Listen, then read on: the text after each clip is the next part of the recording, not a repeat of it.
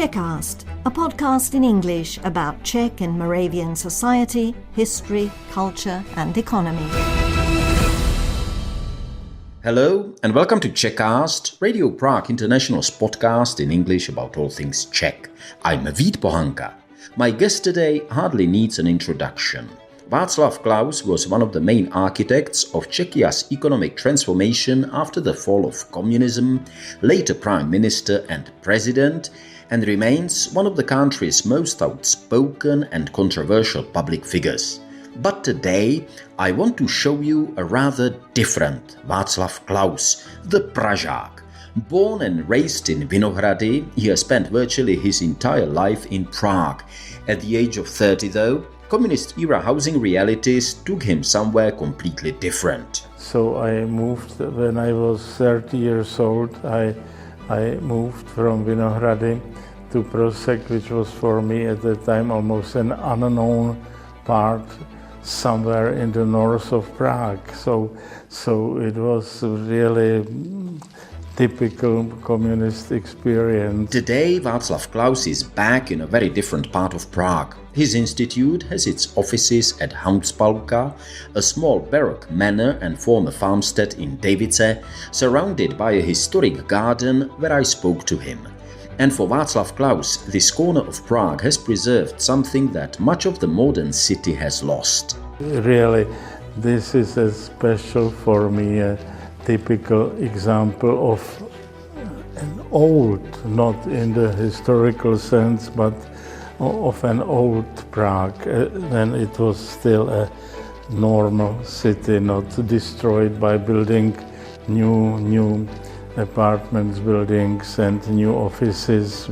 So, this time on Czechast, Václav Klaus not on politics and international affairs, but on more than 8 decades of life in a changing Prague, the city of his childhood, the city that shaped him, and the city he still has very strong opinions about.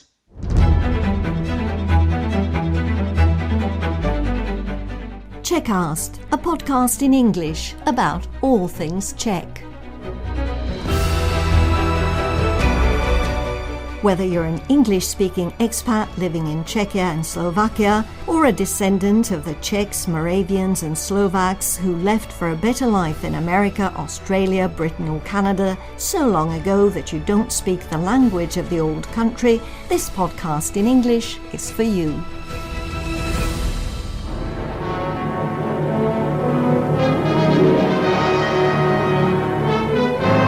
Flags of freedom rise over Prague, capital of Czechoslovakia, one of the first free nations. Imagine Prague in May 1945. The war is ending. After the violent fighting in the streets, barricades are being dismantled. The air is full of hope, and among those experiencing it is a 4-year-old boy named Václav or Vašek, or even Vašík. He grew up around Tylovo náměstí in Vinohrady, just a few minutes walk from Czech radio. And Václav Klaus actually remembers those final days of the war, even trying to carry paving stones to help adults build barricades during the Prague uprising. Prague streets become a battleground. The Czechs battle for their own liberation and that of the last. To vy jste už taky trošku pamětník, když strašně mladý ještě, ale pamětník. Now, more than 8 years later, we know Václav Klaus primarily as an economist, prime minister, president, and a politician whose views still provoke fierce debate. But this episode of Czechast is about Václav Klaus the Pražák and the city he has known for more than 8 decades. The Vinohrady of his childhood was very different from today. Take Legerova Street, now part of the Magistrála, one of the Prague's busiest traffic arteries. Back then, Václav Klaus remembers it as a street leading almost from nowhere to nowhere. Well, the Vinohrady, on the one hand, was the same very special part of Prague as it still remains today, which is one sentence. On the other hand, the things has dramatically changed. When you say Magistrála, it's a joke. It didn't exist till I was 35 or something like that. And the famous Legerova Street was really a street with no ends, with no connections on both sides, and there was no one there. There was one car in 10 minutes going. So in this respect, there have been many changes since that time. A tady jsou první výsledky. Na uprázdněných plochách rostou budovy nových, komfortních domů. By the time Václav Klaus turned 30, Prague was changing rapidly. Housing was in short supply and communist Czechoslovakia was responding by building vast new estates of prefabricated concrete apartment blocks, the paneláky, on the outskirts of the city. For someone like Václav Klaus, who had spent his whole life in the traditional streets of Vinohrady in the very center of the city, moving to one of these rather grey new neighborhoods was quite a change. But there wasn't really much of a choice, and getting a new apartment relatively quickly was actually something to be grateful for. Many people waited years for one. As Václav Klaus remembers, his move to Prague was therefore a very typical communist experience. Well, I think you remember communism a little bit, so it was it was not a decision. It was the only chance to get some apartment, and this was the special cooperative departments which we succeeded in getting relatively rapidly without waiting too much.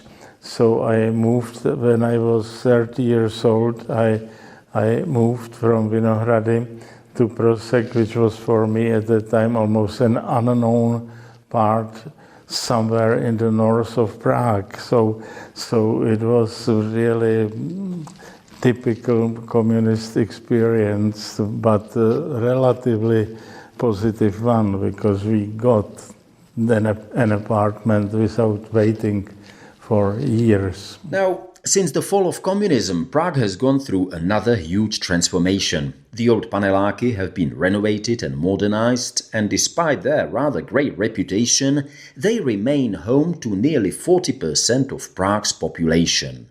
Václav Klaus, of course, no longer lives on Prague. During his 10 years as Czech president, he lived in Lumba Villa, the presidential residence just below Prague Castle. After leaving office in 2013, he returned to his private residence in Prague. His working base, however, is here in Hanspauka, where his think tank, the Václav Klaus Institute, has its offices. We are sitting in a small baroque manor, a former farmstead in Davice surrounded by historic garden. And for Václav Klaus, this is one of those corners of Prague that still retains something increasingly rare, its own distinctive spirit and atmosphere. Genius loci, well, this is not my term. I accept that people discuss it using this term. But Vinohrady is in some respects special.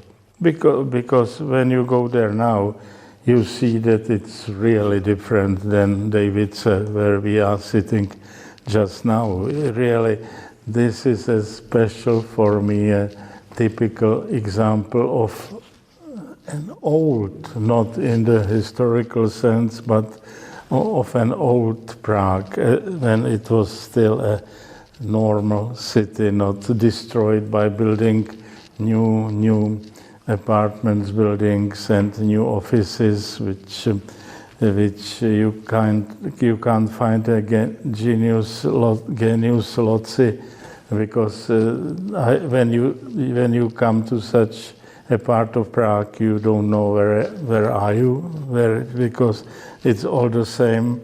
I think the people will probably lose any contact with these parts of Prague. But preserving Prague's genius loci is one thing. Living in a city that is constantly rebuilding itself is another. Today, roadworks and construction sites are again a feature of everyday life in Prague, with streets closed and traffic diverted across the capital. And for Václav Klaus, who has watched the city change for more than 8 decades, some of this hectic activity brings back memories of another construction boom under communism. Perhaps it is no surprise then that he views the transformation of today's Prague with a fair amount of skepticism. He even recently illustrated that in an article of his own, sharply criticizing the way the city is being managed. And here is how Václav Klaus explains his views to you, the listeners of Czechast.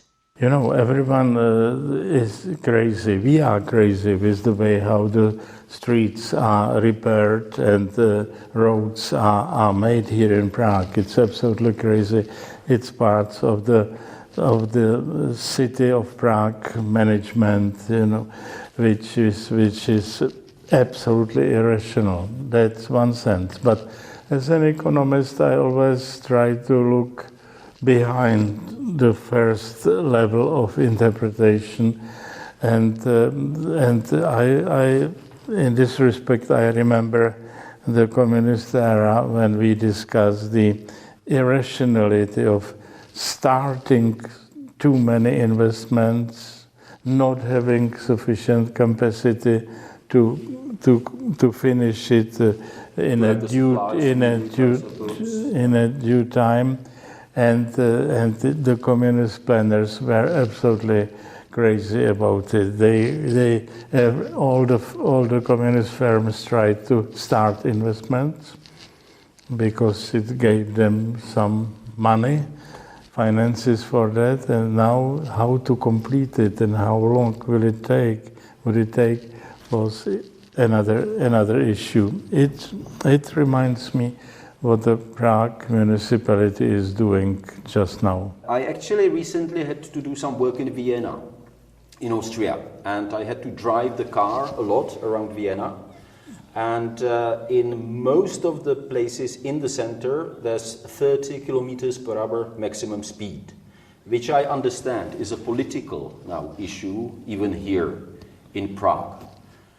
What do you think about it? What do you think it tells us about society today? I think that the 30 kilometers per hour limit is the crazy progressivist, very leftist idea, green idea, which should be fight against by everyone, every rational person. No, because the Greens and the progressivists of all colors really like to go bicycling. They don't like cars, and they try to practically eliminate cars from the existence on the earth, and therefore for them the long repairs of construction of roads is part of their policy. They like it.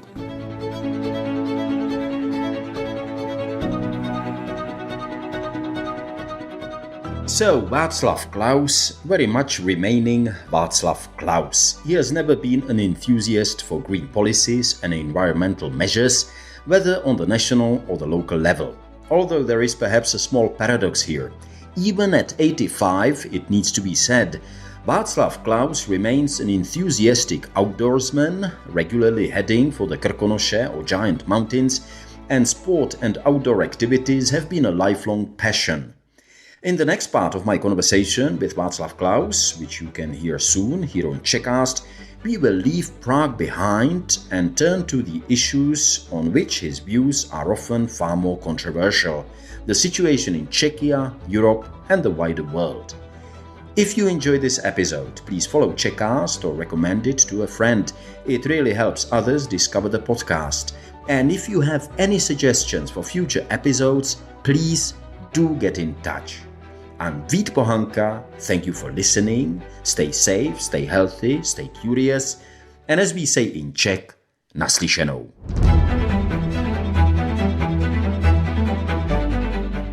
Czechast, a podcast in English about all things Czech.